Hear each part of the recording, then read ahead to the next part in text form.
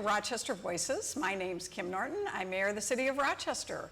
And I'm really excited to share with you something that happened here in Rochester, which is the winning of a grant from the U.S. Conference of Mayors. And that grant gives us $50,000 in order to support and create really a new program that will help us handle and address hunger in our community. So I'm really excited today to be with our director of the Village Co-op, Amanda Nigon-Crowley, who is going to share a little bit with you and with all of us about what Move to the Market is. So Amanda, welcome to the program. Thank you. And maybe you can give us a little bit of information about what Move to the Market is and how we're going to implement that and what it will mean for our community. Sure, thanks Mayor Norton.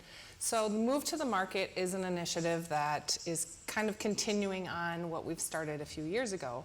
We are trying to support our emerging farmers here in Rochester and help them to build their businesses. And then we are also invested in food security measures. So Move to the Market will be a system where we invite people to the market to move their bodies to the market. It's also an obesity reduction effort. And by coming to the market, they will receive a voucher to purchase fresh produce from our farmers. And then the program also purchases excess produce from our farmers and directs it to our local food shelves. So this is going to have multiple effects on multiple different groups of people. So one you mentioned was our farmers. Mm-hmm. And can you talk a little bit about, I know there's some cultural foods that are involved here. Can you talk a little bit about who the Village Co-op works with and describe that population and the kinds of foods that they grow? Sure. So we were founded in 2019 based on the idea that there are a lot of new immigrant groups here in southeast Minnesota who have amazing farming skills, but they don't have access to land.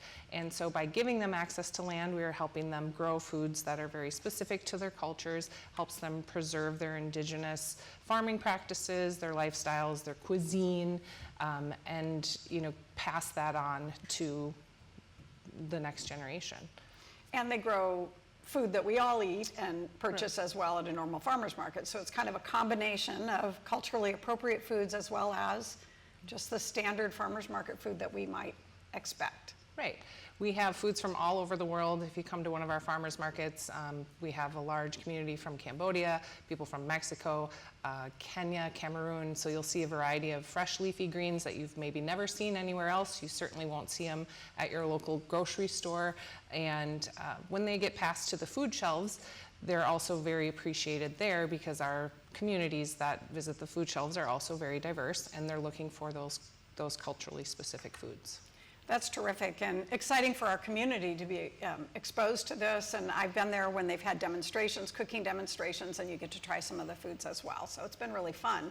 But we're at a new location this year. So along with the initiative Move with the Market, which is hoping to get you there to the market in maybe non-traditional ways, not just a car, but walking, biking, scooters, whatever it takes. Mm-hmm. We hope you will come.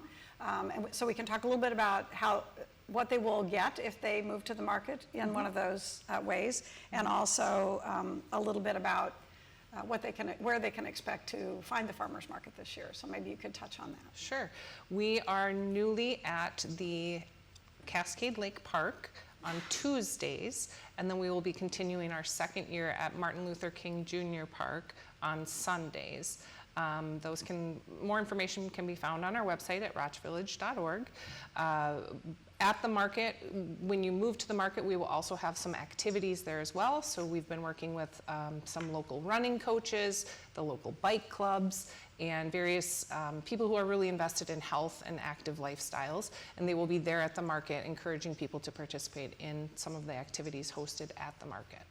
That's really exciting, and folks in our community know I've been doing Move with the Mayor, not Move with the Market, but Move with the Mayor for years, and this is kind of a spin-off of that concept that we need people to be active and healthy to live their best lives here in Rochester, utilize our trails and our bike paths, and so you've incorporated that into what's been a really exciting food market, an alternative food market here in Rochester. So Cascade Lake, Tuesdays, do you know what the hours are going to be? 4 to 7 p.m.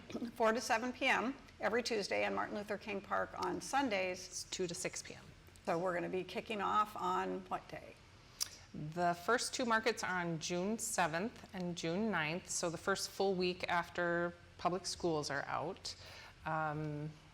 Yeah, we would love to see people there. We're also, really trying to facilitate a cultural shift.